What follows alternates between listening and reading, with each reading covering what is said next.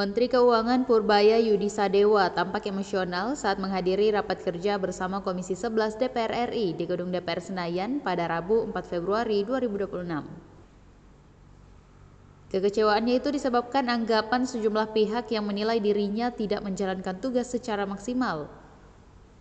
Ketegangan sempat terasa di ruang rapat ketika Purbaya menegaskan pandangannya dengan gestur keras termasuk menepuk meja. Ia menganggap tudingan itu mencerminkan realitas mengingat pemerintah telah bekerja keras di tengah situasi ekonomi yang sangat berat, terutama setelah peristiwa besar yang mengguncang kondisi Indonesia pada Agustus 2025. Menurutnya kondisi perekonomian Indonesia kala itu berada di bawah tekanan ekstrim dan jauh dari keadaan normal. Meski menghadapi berbagai keterbatasan, pemerintah terus bergerak mengambil langkah-langkah perbaikan untuk mencegah kondisi semakin memburuk. Ia menilai tanpa penanganan cepat, tekanan tersebut berpotensi berkembang menjadi krisis serius. Purbaya juga menyoroti anggapan bahwa dirinya tidak bekerja, yang menurutnya mengabaikan fakta bahwa negara berhasil keluar dari situasi yang nyaris masuk fase krisis. Ia menjelaskan bahwa jika kondisi tersebut benar-benar jatuh ke tahap krisis, maka dampaknya akan terasa luas dan memengaruhi cara berpikir serta kebijakan semua pihak. Bahkan situasi disebut sangat genting hingga berdampak pada keamanan pejabat negara. Seiring dengan membaiknya kondisi ekonomi, Purbaya menegaskan bahwa pemulihan tersebut merupakan hasil kerja kolektif antara pemerintah dan DPR. Ia juga mengakui bahwa sejumlah kebijakan ekonomi yang diterapkan pada periode krisis tidak sepenuhnya tepat dan nyaris membawa Indonesia ke kondisi krisis besar seperti yang terjadi pada 1998. Menutup pernyataannya, Purbaya menyampaikan bahwa kritik terhadap pemerintah merupakan hal yang wajar dalam demokrasi. Namun ia berharap penilaian kinerja pemerintah dilakukan secara adil dan objektif dengan mempertimbangkan konteks serta tantangan berat yang dihadapi negara pada masa itu. Ini adalah hasil kerja dari koordinasi DPR, pemerintah dengan semua pemangku kebijakan untuk memastikan ekonomi kita tidak memburuk terus-terusan. Kalau kita nggak cegah, kita bisa kemarin tuh ke 1998 dan itu real karena kebijakannya salah semua. Untuk mengukur dampaknya satu persatu agak susah karena kita taruh semua stimulus di triwulan keempat tahun lalu dan sepanjang awal tahun 2025 juga ada sedikit, sehingga kita nggak bisa ngitung dengan pasti berapa sih dampaknya. Tapi yang jelas kita lihat adalah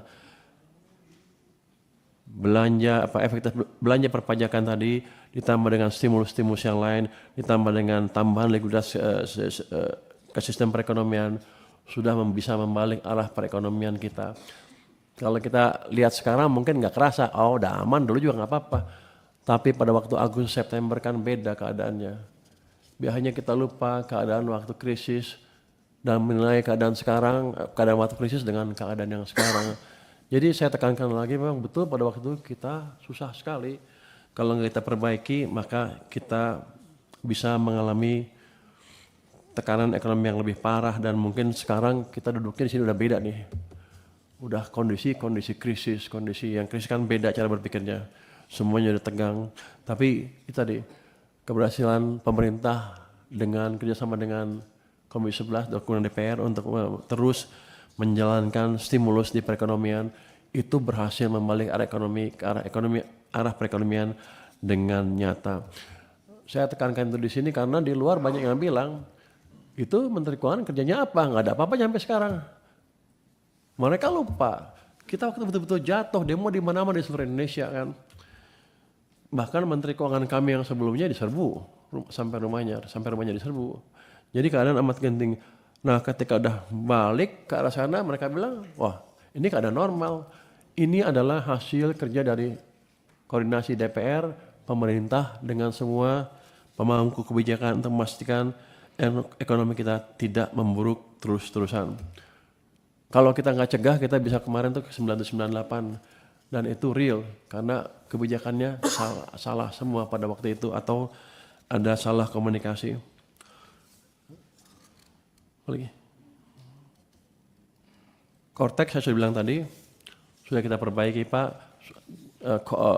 sumber datanya apa namanya, codingnya sudah kita dikasih ke kami sekarang punya tim yang cukup bagus untuk memperbaiki itu secara terus-menerus.